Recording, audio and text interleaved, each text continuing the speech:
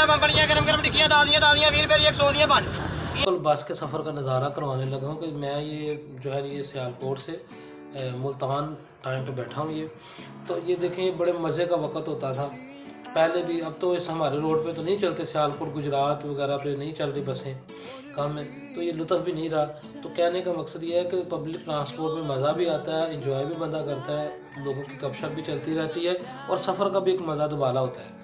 दूसरा ये है कि यहाँ जो हाकर्स आते हैं, फेरी वाले आते हैं, मेहरबानी रिक्वेस्ट आपकी है कि वो गर्मी हो या सर्दी हो, वो आपके लिए खाने पीने की चीज़ें लेकर बस में आते हैं। एक तो उनके साथ बदतमीज़ी ना किया करें और खाने वाली चीज़ें ज़रूर ले लिया करें, क्योंकि वो बेचारे भी आपके लिए ही आते हैं चीज़ें लेकर और उनको भी आस उम्मीद होती है कि बच्चों का रिज़्क लेकर जाएंगे।